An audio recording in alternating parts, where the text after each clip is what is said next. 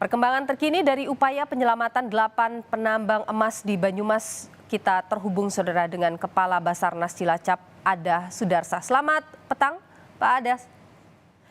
Selamat petang, Mbak Lili. Ya, sehat selalu. Pak Adah, jadi sudah 4 hari ini evakuasi penambang ini dilakukan. Apa yang jadi kendala, Pak? Betul, Mbak, hari ini merupakan hari keempat dalam pelaksanaan operasi SAR. Kita bersama tim SAR gabungan melaksanakan tetap fokus dari kegiatan-kegiatan kita selama 3 hari ini, yaitu mengurangi debit air yang ada di sumur-sumur galian tersebut. Kendala kita ya sekarang karena sumur galian itu sudah terisi air semua. Jadi kita mau mengevakuasi korban dan kondisi sumur galian penuh air itu kan menjadi hambatan bagi kita.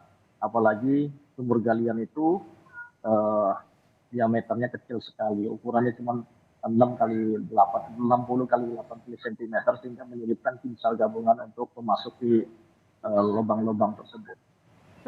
Jadi air masih banyak begitu ya Pak, menggenang ya? Masih banyak, Mbak. Jadi kita sudah 4 hari ini mengurangi dengan menambah pompa-pompa air dengan kapasitas besar. Namun sampai ini air baru turun sekitar 11,8 meter. Apakah memang di sana itu jadi titik airnya memang banyak atau memang itu jadi sumber air atau seperti apa, Pak?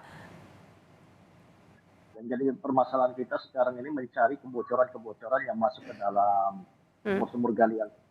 Jadi kemarin juga dari awal, dari hari pertama juga kita sudah mulai menutup sungai-sungai yang ada di sekitar sumur galian. Karena level air antara level tertinggi yang ada di sumur galian dengan yang ada di sungai itu rata. Jadi diperkirakan hasil analisa kita bersama tim SDM itu telah terjadi kebocoran tembasan dari air sungai tersebut. Jadi berapa Pak pompa air yang kemudian di standby-kan di sana atau digunakan di sana untuk pengeringan? Sampai hari ini sudah kita laksanakan 13. Kita masih menambah lagi dari Pertamina, dapat lagi bantuan dari instansi-instansi lain. Jadi sementara ini proses yang dilakukan masih berkutat pada mencoba untuk mengeringkan tadi ya Pak ya, sumur-sumur itu? Betul, Mbak. Betul. Tapi untuk titik di mana lokasi para 8 orang ini, apakah sudah diketahui Pak? Sampai sekarang memang masih belum bisa kita ketahui karena kalau kita tanyakan juga dengan penambang-penambang itu sendiri, karena mereka itu di dalam itu arahnya juga nggak tahu arah kemana. Jadi ya itu juga mempersulit kita gitu kan, arahnya kemana, apalagi kedalaman mencapai sampai 60 meter.